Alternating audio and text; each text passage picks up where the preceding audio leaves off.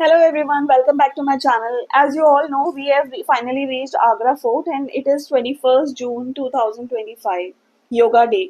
So entry was free today. Well, entry fee is 50 rupees. It is very crowded, so let's start our journey without wasting any more time. My name is Madhvi, I am your host and your storyteller. Agra fort को आगरे का लाल किला भी कहा जाता है।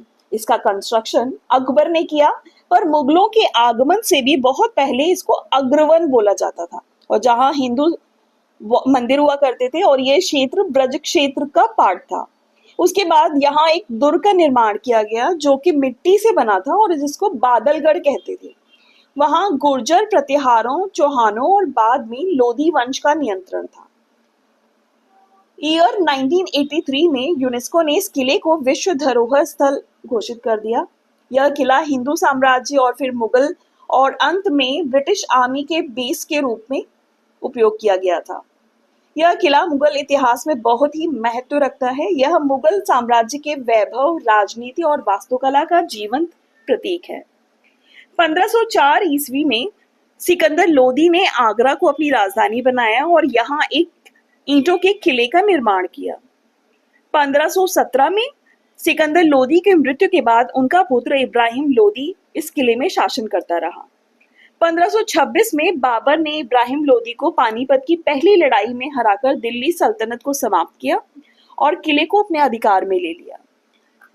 1556 में अकबर ने मुगल साम्राज्य की सत्ता संभाली और फिर से आगरा को अपनी राजधानी बना लिया।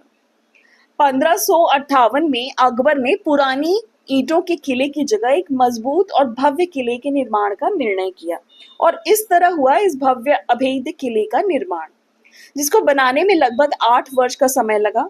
1565 से लेकर 1573 तक अकबर ने इस किले को लाल बलुआ पत्थर से बनवाया।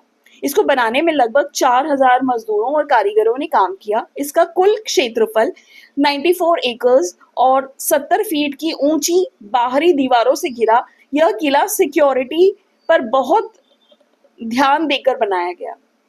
यमुना के किनारे इस किले के 2 गेट बनाए गए, दिल्ली गेट और अमर सिंह गेट। तो अभी आज भी नॉर्मल पब्लिक के लिए अमर गेट ही यूज करते हैं हम।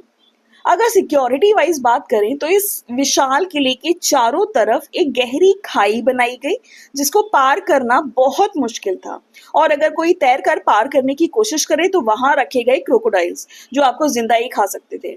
और उसके बाद सेकेंड लेवल सिक्योरिटी थी रॉयल टाइगर्स और फिर उसके ऊपरी हिस्से में जो छेद बनाए हुए हैं वहां रखी गई तोपें।